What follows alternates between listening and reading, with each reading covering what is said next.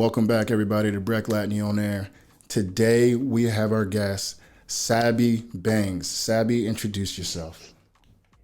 Hola, my name is Sabi. All my social media handles say Sabi Bangs because I started off in a girl group called the Bangs, but you can just call me Sabi or Sabion. I'm working on new music and I plan on going possibly under my full middle name, which is Sabion. Tell us a little bit about your journey, how you got into music, what led you to where you are right now?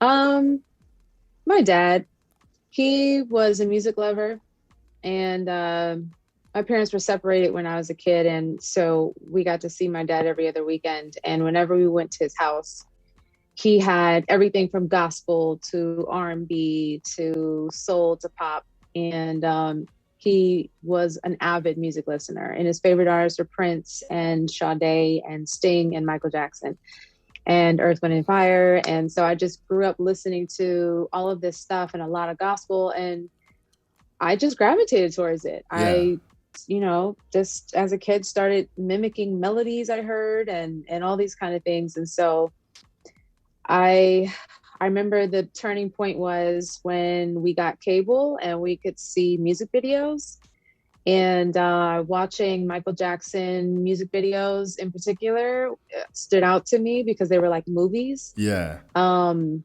I remember being like, I want to do that. Like that, like he was able to like bring out all kinds of feelings, like inspiration or sadness or whatever. And I was like, that's just so cool. I want to do that. Yeah. So that's how it began as initially as a thought anyways, as a kid. Wait, can you hear that siren? Yeah. Just a little bit. It's not, Okay. it's very faint. Okay, cool. So, I guess I started off doing anything creative in school, theater, plays, music, like singing in front of my peers and stuff, dance. I was a cheerleader, anything that had me performing in front of people. And then when I got home in my past, my time off from homework and stuff like that, I would perform in the closet because no one would tell me to shut up in there. So that was sort of like how I just was always doing it. And I remember my grandmother, we had this big 70th birthday party for her, and all these people, family members I never met before, were there. And there's a cousin, which is her nephew, and he's older than me, but back in the day he worked in Motown Records, and at the time he was like, whose child are you, and we had this conversation, and I was like, yeah, I like to sing and act. At the time I had already booked my first 2 commercials because I was taking an acting class in an acting school, and they had booking agents come to the school, and I booked some commercials and stuff. And so this is around like, end of high school. And he was like, oh, you're already doing your thing. What else do you want to do? I want to do music. He's like, okay, well, I know some people. Let's just see what happens. So next thing you know, I'm auditioning inside of an art gallery to sing in front of a man from Warner Brothers Chapel, like the writing section, the publishing section. And that was sort of the beginning. I started demoing records for other producers, and the demo process is when you just sing a song that was written by a songwriter that's going to be pitched to an artist. Yeah. And so I just did that for a good year. And at this time I'm in college now, so I was in school, and then I would demo records. And then one of the producers I demoed for, they were called the Co-Stars. They wanted to put together a girl group. And they basically thought I'd be perfect for it. And so me and one other girl were recruited. We were called the Bangs, like hair bangs. Yeah. And the whole vibe was too street, it was like street LA girls, singing and dancing, kind of like a little bit ratchet, a little bit gangster, but like a little touch of femme in the music. And we came up in this movement that was happening in LA at the time called the Jerk Movement. And this was kind of like Is You're this like, the jerk movement? Is this when everyone's like kind of doing like the jerk or something like? Is that what you're talking yeah, about? Okay, because yeah, that was definitely a movement. I grew up in Philly as yep, well, and everybody's like watching the okay, New Boys and Young Sam and stuff like that. yeah, That was the yeah, movement. yeah, yeah, Yeah, I was doing that too. I was. yeah. Yeah, so that's funny to know that even all the way in Philly, like you guys were onto this. Like, Mm-hmm. yeah, so this was like, it was mostly an LA like thing because these kids in LA we had just got YouTube, like, you know what I mean? So the New Boys, those are my friends. Like we all did tour shows together for forever. We've done so many tours and like live events and whatever during this jerk movement era. Wow. And so we were kind of like the girls, and the New Boys were kind of like the boys of it. And we ended up both getting signed to the same label. So the New Boys got signed first, and then the Bangs got signed afterwards. And we were signed to Warner Brothers. They had a sub label that was signing up all the jerk acts from LA. And basically everyone was getting signed off of YouTube. So Wow. we put a video on YouTube and it got 1 million views. And that's how we ended up just meeting with record labels and stuff, because back then, this is like 2008, 2009, 1 million views on YouTube was like, you know what I mean? Yeah. It was like, whoa, who are these people? Who are these kids? So that's how that whole thing started. But yeah, the New Boys and Pink Dollars and YG was a part of that. Like there was a whole bunch of like, just young entrepreneurial like kids just making stuff happen, making beats on Fruity Loops and whatever at home and just putting it out there. So that's like the first time. I mean, music in general is always changing, because especially when technology shifts, historically, anytime technology changes, then the music changes and what can be done changes and who has access changes and all this stuff happens. So this is definitely an era of like one of those major shifting points where now the everyday person can have an entry point into the industry, with YouTube and Fruity Loops and whatever. So that was that era. That was initially my first professional entry into entertainment as a musician. So, and I like to consider myself a vocalist and a performer, because I was never trained like in anything like musically. Oh, so singing is something that just came naturally to you because you had a passion for it. Interesting. Yeah, it just was. Yeah, it was a natural thing, and I was gonna do it whether I got paid or not. It's just something I was doing, and I like to perform, and I was a natural performer. I always performed in school every chance I got. So, putting on a show was just like a fun thing to me, So, I was like, sure. What are we gonna do? What's the music? That's how it should start in the beginning. We got to do this, and then we got to give them a moment to breathe, and then we got to bring this back. Like it was just a fun thing to do. So. We just did that. So me and Ella, that was the other girl in the group of the Bangs. We did so many shows, every hole in the wall spot in California, clubs, bars, whatever, as this new group signed to Warner Brothers. So then there was this crazy situation that happened where Ella was injured in a drive-by shooting. With this guy that she was with who was, involved in the LA street gang life. And she survived.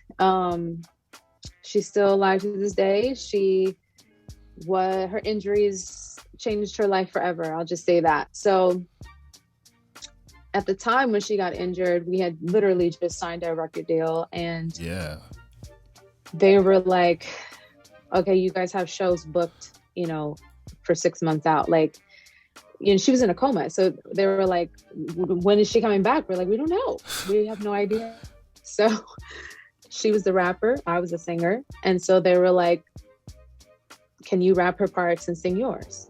So that's what I did. I started rapping her parts and singing mine. And it wasn't unfamiliar because I was always learning the rap bars to Left Eye from TLC or Lauryn Hill. And so I just simply applied that same like attitude to her lyrics and sang what I always sang. So yeah, but to go from like, you know, just kind of having a group that you usually go on stage with to just it being yourself, like I could just imagine how nervous you kind of felt, that just like now you're just taking this on with just you on stage. Yeah. So that's it crazy. Definitely was a shift. It was a shift, but also at the same time, like given that, you know, I started singing in high school in front of my peers. I think I sang high school graduation. I sang for homecoming game. I sang for Black History Month. I sang for the Christmas Assembly. I kind of had so you were ready. a gear. Yeah, I had a gear I could switch into to just do okay, all eyes are on me now. So and plus, as long as I felt prepared, like I knew my lines and I had a choreographer and we, you know, everything was in order, I could do it. Yeah. So that's essentially what happened. And I started doing shows, rapping, singing. We added dancing. And so now I'm rapping, singing, dancing on stage. And I did these shows for Kiss FM radio. And one of these shows changed my life because it was for a show that they did every year called Jingle Ball. And Jingle Ball was essentially like this winter just festival that they would just bring all these artists from the radio or that were having radio airtime. And I didn't have radio airtime like that, but this was a way to break me in. So one of these shows, we recorded it because we recorded everything. You can even, it's still up right now, the Bangs Jingle Ball 2010. And we got dancers and I'm rapping and I'm singing and I'm doing this full choreography. And this show got the attention of massive pop producer at the time, Dr. Luke and Red One, who Red One broke Lady Gaga. Dr. Luke had broke Kesha and Katy Perry. And so they were looking for the next pop sensation. And so that's where I entered into the chat. And so I ended up going with Dr. Luke because my team at the time, the co-stars who created the girl group, they felt like he was the best choice. I honestly didn't know anything about, I was so like young and naive. I was just like, I just like to sing and dance. Like, I just like to do this. You know, I had no idea you can get paid to do this like this. And, you know, I just was trying to have fun. And, you know, so I didn't really understand any part of the business or any part of like the big players in it, you know?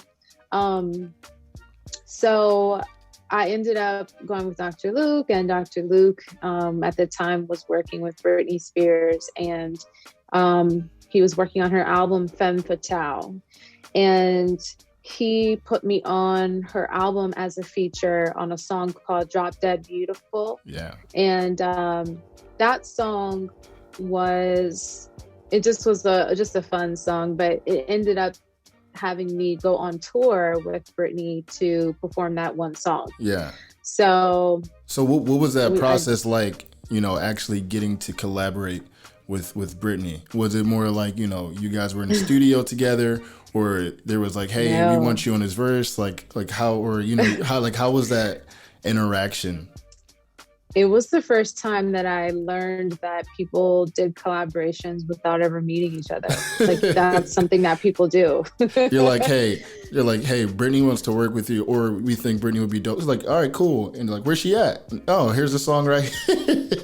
Yeah, that was me learning like, oh, so we don't have to be in the same, oh, okay. Like, and that also happened with my song. I have a song with Wale called Where They Do That At, and it was the same process. They were like, we're sending this over to Wale. He's going to lay his bar on there, and then you'll meet him at the video shoot. So that's how that went.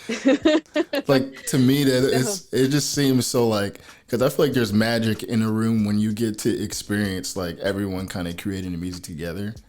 But then to just go from that to like a music video, did you kind of feel like it was weird? Like, all right, we're on a song together. What's good? Yeah, on that particular situation, it was weird. It was like, I don't know. I just was like, I don't know. I've never met this person, and how's this gonna be? And literally, he showed up with his team the moment it was time for his part in the song. So we had shot all day, like, you know, all my solo stuff of the song. And then when it was time for us to shoot that portion, he arrived. And then it was just like, hi, nice to meet you, you know. But, you know, I think too, when you're in an entertainment, like say, you know, acting or performer or whatever, that's kind of normal. Like, even if it's not just on collaboration of a song, it's like you're about to do a live performance or whatever, you're constantly meeting people for the very first time and having to get into work right away. Yeah.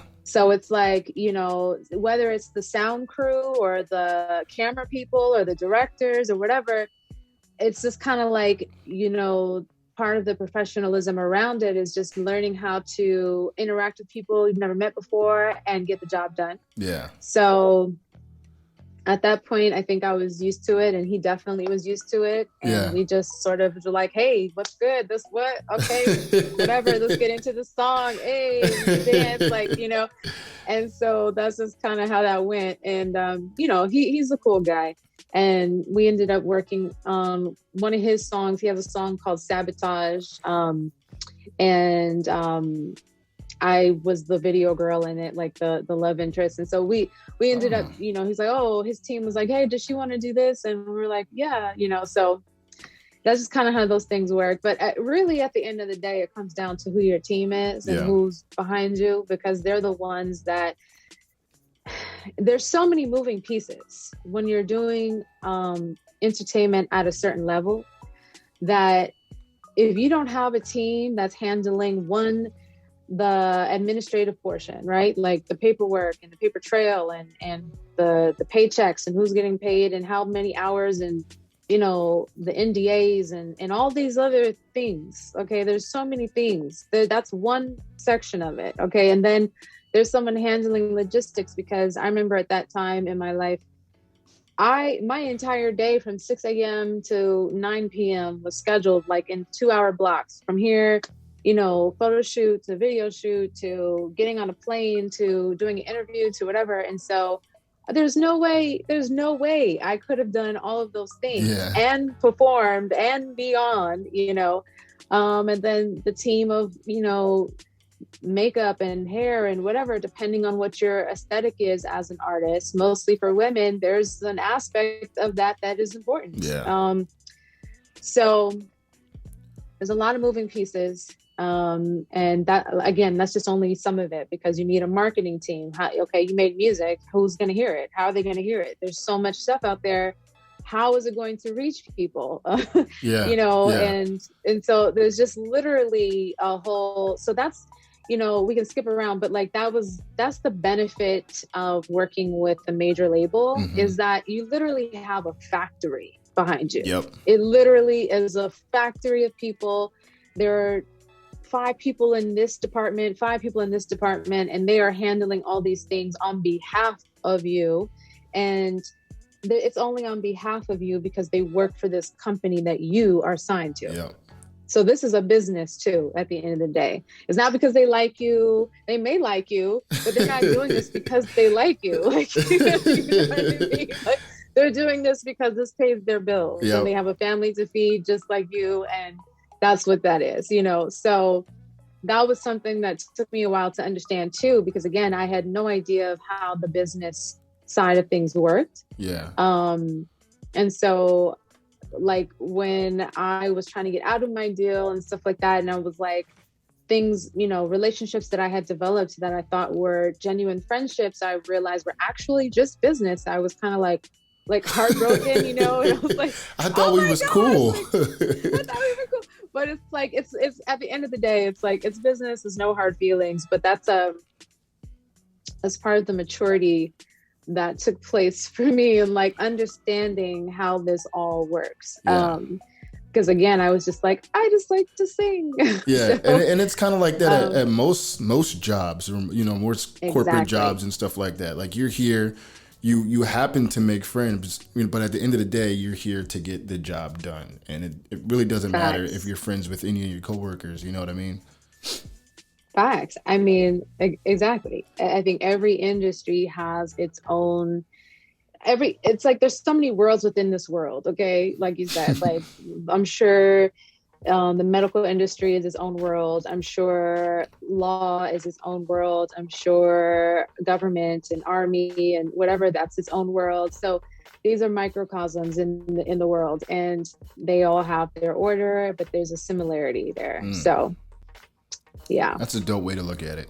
Mm-hmm. So tell me, what's one thing you enjoyed about your journey, being signed to a major label or having a major label back you in your music career? What's one thing you enjoyed about your time that you spent? I think what I can say that I enjoyed is being able to just focus on being the artist. And I say that loosely because there are things that even in that space can pull you out of it, because there's a culture around entertainment that is very particular to entertainment. Just like we just said, all these different types of worlds that are existing within the world, there's a culture in each of those worlds, right? And so within entertainment, the culture tends to be very competitive versus cooperative. It tends to be very superficial, or, we all in culture around entertainment, even people who are participants and people who are consumers of it, fall into this like haze and mist of fame and glamour and this perception that people create and do whatever to maintain. Yeah. So there's that aspect of it that can pull you out of making the art and just focusing on the art.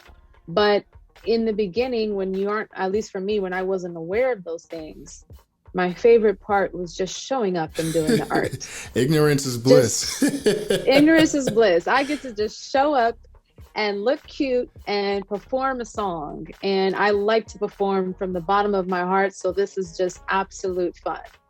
So that is the best part of it. And I think now, so I'm working on new music now, and there was such a learning curve on what needs to be done as an independent artist versus coming from a machine, because it's again, there's so many departments working on your behalf to then just being one person and being first of all, what do I need done? And who do I need to help me do it? And what can I do myself? And okay, now I'm doing 7 things. This is overwhelming. It's just trying to find that balance, And so I do appreciate, in retrospect, what it's like to have a machine working on your behalf. Yeah. Although, when you have a machine working on your behalf, unless you are a Beyonce, it's really hard to have that machine work exactly the way you see it should work, the way that you want to be represented, or the music that you want to be seen making, or whatever, because this is a business and the business is bigger than you at that point. And they have their ideas and their agenda, and they think you fit into it, not the other way around. So there's a benefit to being independent, and where there's complete free range. Yeah. There's complete creative control, and you do what you want, and it's on you if it doesn't work. Yep. And you have complete control over, number one, the Everything. music you want to create. And I feel like that's the most important thing. Because you have to stay inspired to make the music, and that's something, because I'm just starting to put music out, or I'm actually making the music, actually design and put stuff out, trying to go the independent route. Nice. That's pretty much what I'm shooting for. I don't really care about the money. I'm kind of shooting for just the love of the music, just the passion, being able to make whatever I want to make, and whatever the business side is will figure itself out. But I'm not really shooting to be, number one, a millionaire, be famous, or anything like that. Because, just hearing stories the stuff that you went through, or that other people that, that I know, that grew up in Philly that didn't get quite the best deal that represents them. It's just all right, what am I even doing this for? I love music. You know what I mean? So, yes, you know what I mean? So like, yes. I want to do whatever I want to do, and the money to me is second. You know what I mean? So, Yeah, I understand. I mean, at this point, I can only make music from that place. I can only make music for fun and because it feels good and because I make music in my sleep. So, as long as it's pure and it's true to me, I'm having a blast. And I think it's important as artists and creatives to understand the basics of how the business functions, just so you can understand where your money goes when you're investing in yourself and how to get returns if you want to. But it definitely should not be the reason why you're doing it. yes. So, and I think yeah. that's a lot of people miss that because people see, and like you were talking about the perception of some of these artists or superstars, you know what I mean? They're like, okay, I want money, I want cars. All I got to do is rap. And they just like, okay, do you like to do this or are you just shooting for money? You know? Yeah. So, yeah. And go ahead. No, you're good. You're good. No, I was just going to say, I mean, I understand also how some people in some situations can see that as the only way out of a tough situation. And that's so, true. Yep. And so I understand that. And there is a certain type of music, or there's just a certain way to approach it. And if that's what you want, then that's, at least know that's what you're doing it for. And that's how you're getting it. Yeah. I mean, if that's the path you want to go, you know what I mean? I have nothing against it. So you were saying how, the music industry is changing and it's changed from when you were in it to like where it's at now. What are your thoughts on today's music industry? The music industry is like a living, breathing thing. It's always changing, always evolving, because of the way society and technology is. It's like, for example, I came up and when YouTube was just now hitting the scene and people were getting record deals off of YouTube. Prior to that, you could not get a record deal unless you went through the right gatekeepers or were discovered by someone who had access to a gatekeeper.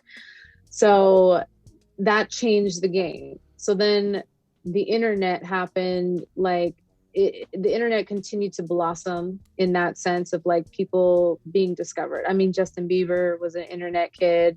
Ariana Grande, internet kids. So like there's this whole generation of like mega stars that are, off of the internet, but particularly YouTube and stuff like that. And then like in modern day, like now we have TikTok, which is a whole nother like form of internet expression, like the videos or a certain type of link, and there's certain characteristics that app provide in which people are able to create stuff and express themselves. But like the main thing is trending dances. So now if you have a trending song on TikTok, literally you're going to get radio play. It's crazy. Which is like an unheard of, there's no way we could have foreseen that, 5-10 years ago, that's going to be the way to get your song on the radio. So the industry is literally a living, breathing thing. It moves and changes and shifts and transforms at the rate that culture does and at the rate that technology does. So it's almost like it's a free for all on that right now. It's like a renaissance of things. It's no longer so like restrictive and like held in. You can only get in if you know this person. Yeah. And it's been kind of happening like that for the last 10 years, and now it's really, really open. So anything is possible. Literally, anything is possible. Like, when it comes to entertainment right now. And it's crazy, like with these platforms now, you can have a huge fan base that listen to your music. You know what I mean? So it's just that much easier for independent artists to grow a fan base and stuff like that. But it's interesting. Like the industry is like a living, breathing thing. It's always changing and stuff like that. And what do you feel about those people who say like that the major labels are becoming more irrelevant?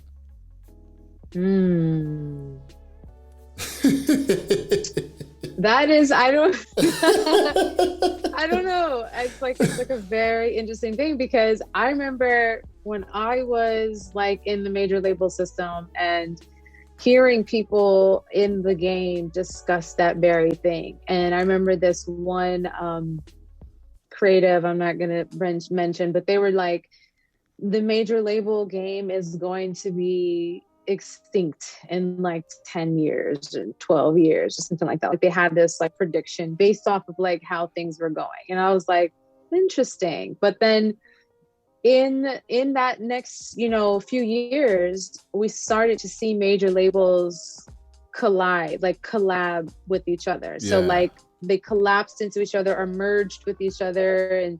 And so we started to see that kind of shift happening. And then now I don't know exactly. I don't know if there's like many like little ones that are popping up for like just distribution or just, so I don't really know. Yeah. I have no idea. All I know that as an artist, it is very helpful to have, even if it's not a major label, to have some team behind you to help you navigate all the possibilities. Because it's like, if you have this great piece of art, what can you do with it? Like, you can take it as far as you can, but that's a lot of stuff. That's a lot of like emails and conversations and phone calls and pitching yourself and putting together decks and putting together, just bios and sending stuff. Like, it's a lot of things and paperwork, and it's helpful to have a team, even if it's a small one. Yeah. So I really don't know what the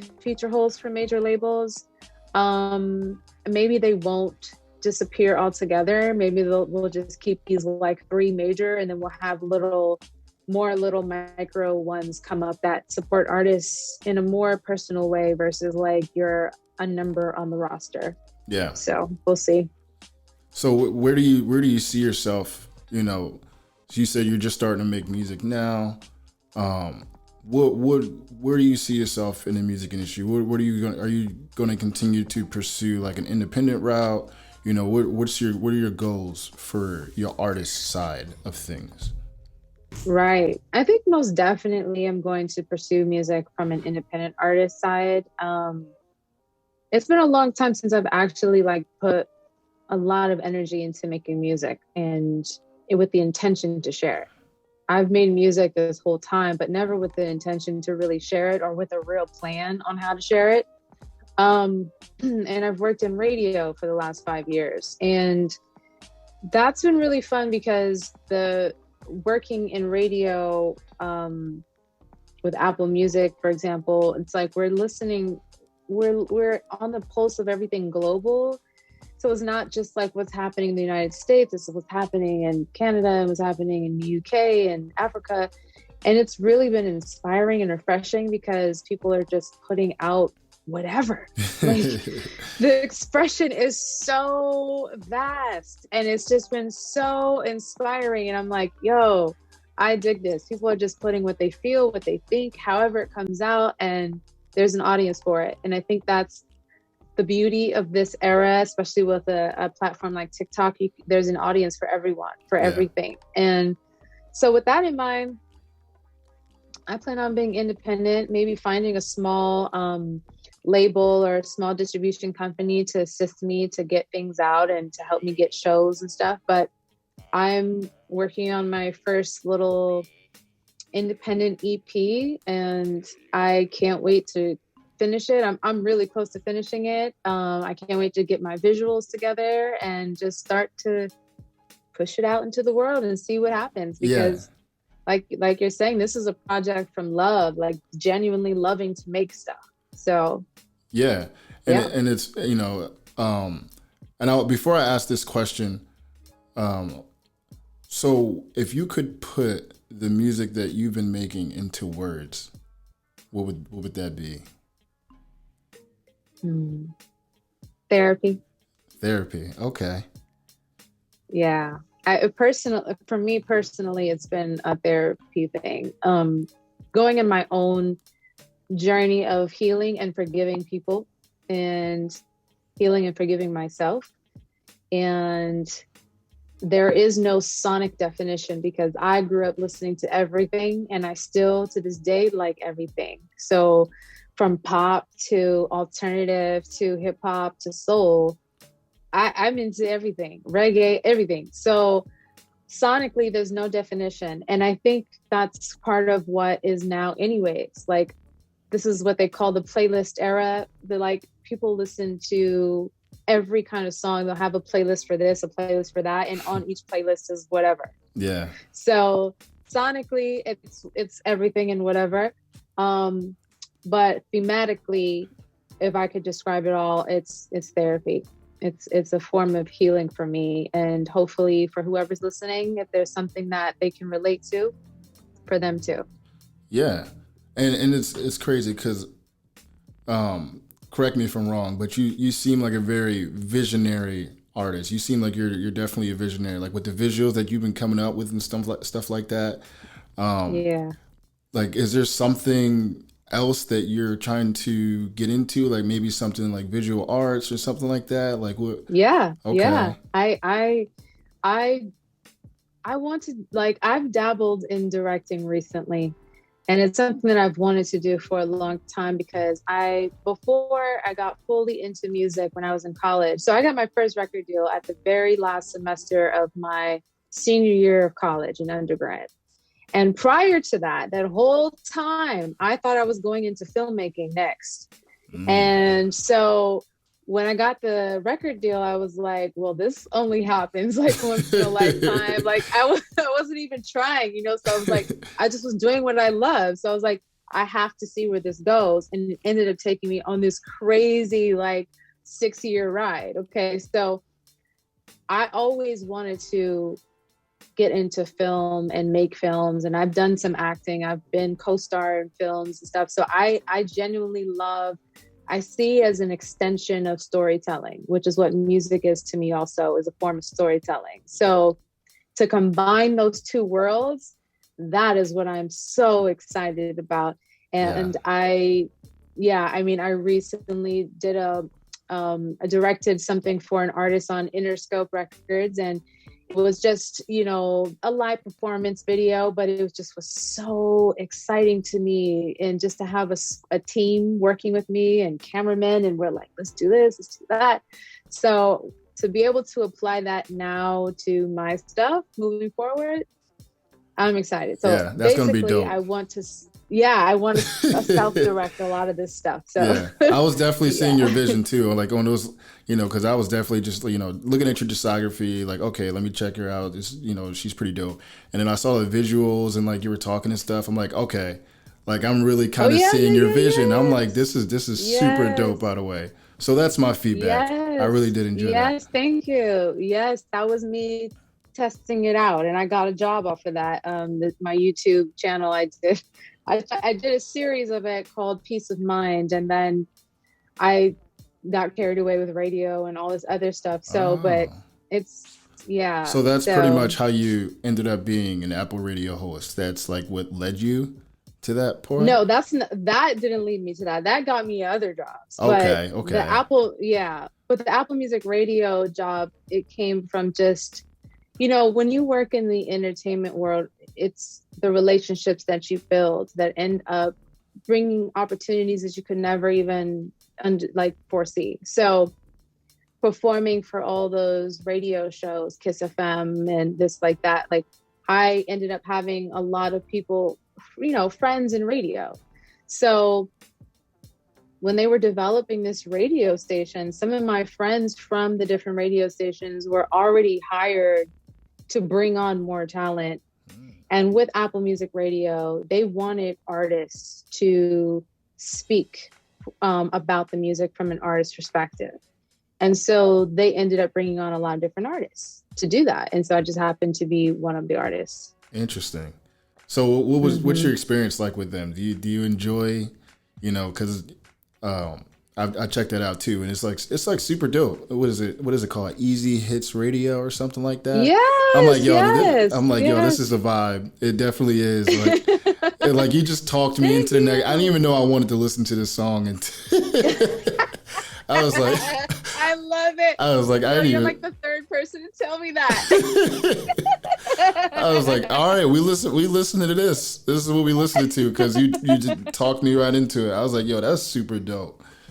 I love that. I absolutely love that. No, thank you for that feedback, because the thing is like, being a live performer for the bulk of my career, with radio, there's no feedback. Yeah. You're speaking into the abyss and you have no idea who's listening. You have no idea what they think or whatever. So it's really cool to get feedback from someone who's checked it out. But yeah, it's definitely fun. Yeah, it's called Easy Hits Radio. It's on Apple Music. It's on Monday through Friday, and we do a 5-hour thing on Sunday. And it's on 9 a.m. Pacific Standard Time every day. So I have a blast with that show because I get to just play music, essentially music I grew up hearing. Yeah. Music my dad would play, music that my grandmother liked to sing. And everything has a tempo that feels kind of relaxing and laid back. And so it's just a great place to unwind and kick back. And I just feel very grateful to be a part of the Apple family in that sense, because it's just been a safe place for me to sort of like keep involved with music and figure out like how and what I want to do moving forward as an artist who, you know, was just trying to rearrange and reassess like what it even meant. Yeah. You know, it's like once you like, for me, it was like I had this like vision of like, oh my God, like I love Michael Jackson and what he can do and the feelings and the emotions. And then I got into it and like really, really into it. And I was like, oh my gosh, like there's a lot of politics and there's a lot of like business and money and all this stuff. And it was like my bubble bursted and I was just like, I don't know like where if this is right for me. You know what I mean? Like, because I had to find the love again and find a way to do it where I didn't need to like pay my bills and still try, you know what I mean? Like, it's like, I needed to find a way to sustain and still be around it and still be a fan and not have my lights and my dinner depend on it. Yeah. And so like, how can I keep this coming from an organic place and pay the bills at the same time? Exactly. That's the part. And I think a lot of artists go through that because it's very, you know, you have to live. It's a very real thing. You can't just like continue to make art and not find a way to sustain yourself and then like not know how the business works. It's like something's got to give. So I just am very grateful that has given me time and space to maintain an organic approach and love for music and still be around it and be inspired by it. Yeah. And just to touch on it, like, you know, I go in the car and just listen to like maybe like the same 4 or 5 songs and something like that. Mm-hmm. And what's dope about the radio is like, you know, the stuff you wouldn't normally listen to, it kind of just makes you step back and realize like how big music is. You know what I mean? Mm-hmm. And absolutely, I definitely, because, you know, I take samples and stuff like that. You know, I'm like a sample producer and stuff like that. So like when I hear stuff like, you know, just tracks that you don't normally listen to, it just kind of opens up your ear. So absolutely. What's your songwriting process like? How do you get in the booth? You know, what inspires you to, you know, write what you write? All over the place, how I approach it. So there are literally times where I've had dreams with a melody that was so loud in the dream. I woke up like, okay, I need to like try to get this recorded for whatever reason. And if I come back to it, you know, then I'll write something to it and like make it make sense. There are times where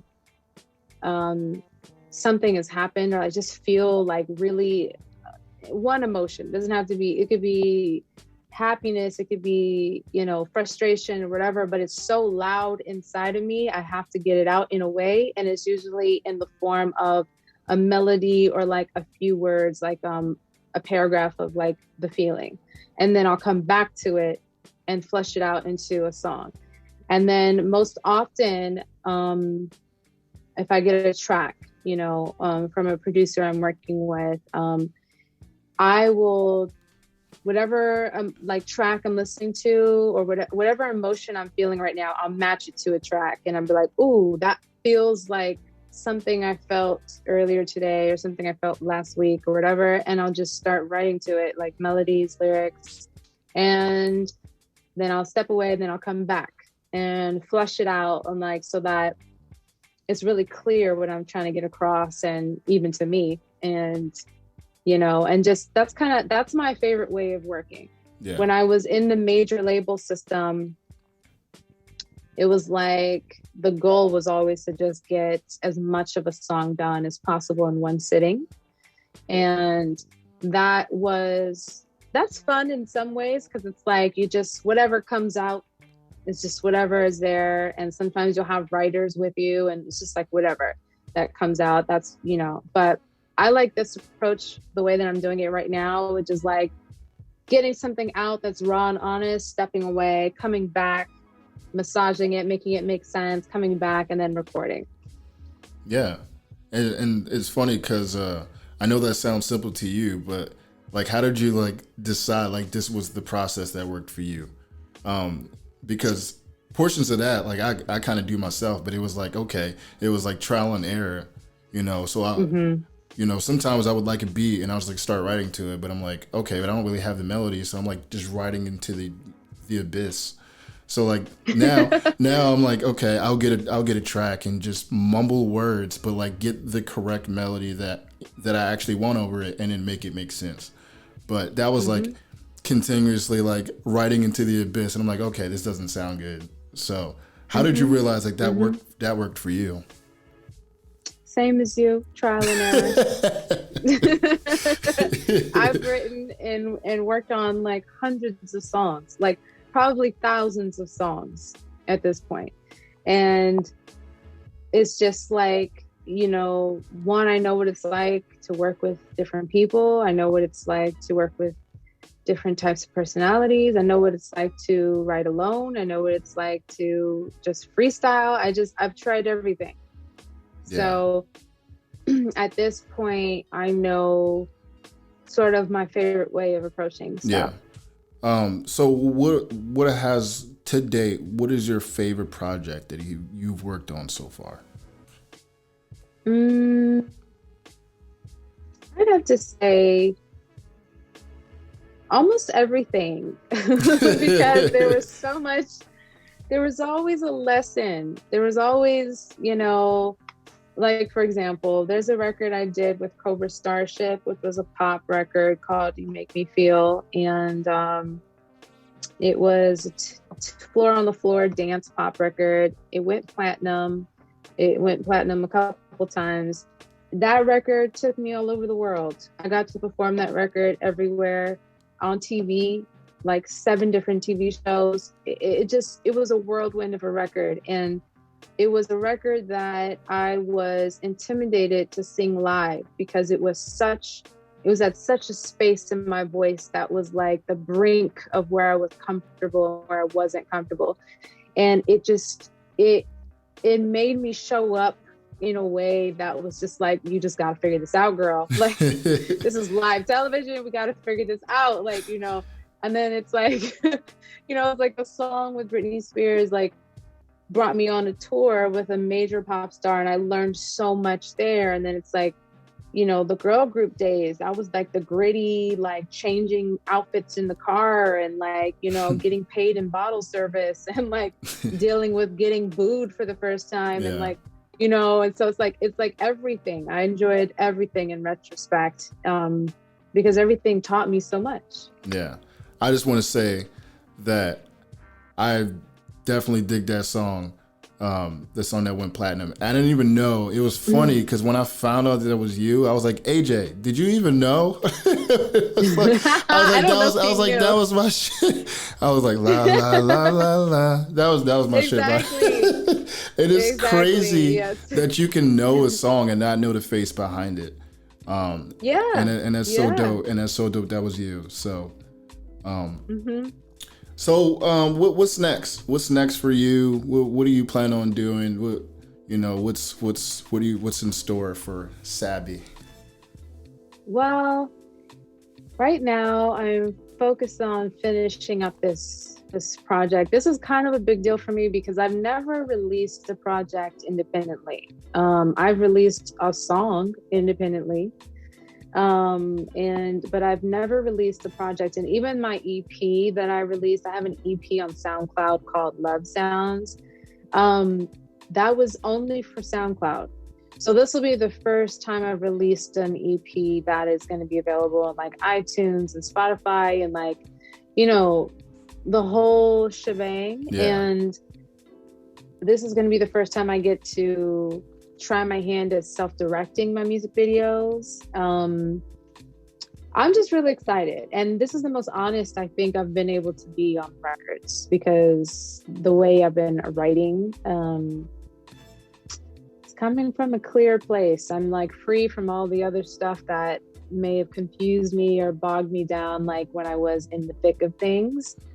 And I don't know, I'm really excited about that. So, and then the radio stuff, like, I mean, that's always evolving. Yeah. Like, and it's really fun because I get to do side projects for Apple, like with interviewing different artists and stuff. So yeah, that's developing into something, like, who knows? And I'm working on clothing. So one of the things that, I mean, I grew up in a household.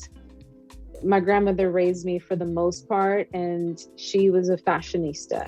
And and that played very well, you know, that like that memory and training when I got into the industry. And it's like there's such emphasis on what you're wearing. So I've been developing a line that has started off as sweaters and, you know, shirts and things, but it's called Original Source. And it started off with me and like my own drawings and things, but now I'm developing it into like clothing with like designing fabrics and stuff like that. So that's something that I'm doing because ideally I'll be able to wear these things in my music videos for my songs. Ooh, so yeah, I'm so seeing all it. of them work together. Yeah. I can just tell you're just a creative that has so much going on in your mind, and you're just trying to pin it down and bring it to reality Together and get it out. I'm the same way. It's just that I got the military making me do this by this time every single day. Yeah, that's your training. So before we go, do you have any advice for any artist trying to get into the music industry or just have a career in music? The world's your oyster right now. So, I mean, it's like if you can find a squad around you that is genuinely supportive and genuinely good at what they do, whether it's finances or whether it's marketing, look for those people, but also develop everything you can within yourself. If it's like, you know, figuring out how to make simple beats or how to sample things or how to record yourself or writing. There's a lot of money in writing. Whatever you can learn to do by yourself so that you can just start getting your stuff out there. I think something that is like a lot of artists might deal with, and I can speak for myself personally, is that like when I went independent, finding confidence in doing what I do independently versus having like this co-signer of this major whatever, it held me up. You know what I mean? It's just like, just start putting stuff out. Just start, because if it's coming from a true place, people are going to connect. Somebody's going to connect. And that's all you need to worry about. So just start. Facts. Cool. Sabi, thanks for taking the time to come on. It was a dope interview. Yes. I really appreciate it. Thanks for having me. Yes.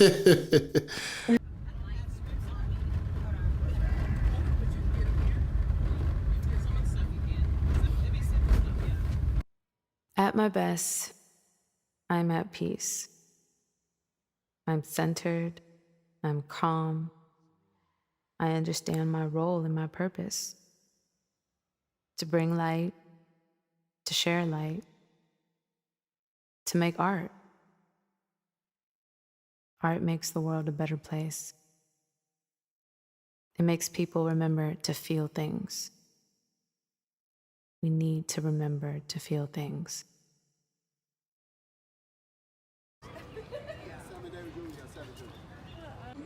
If not, we can go numb. I've been numb. It's easier not to feel at all a lot of the times. Or to feel fake happiness. You know, the kind that's based on like a new outfit, a new whip, a new hair. I just got paid. It's lit. I'm popping. We out here. That stuff. It's fun though. But it's usually temporary. What about the real happiness? What about really being at peace? What does that look like? What does that feel like?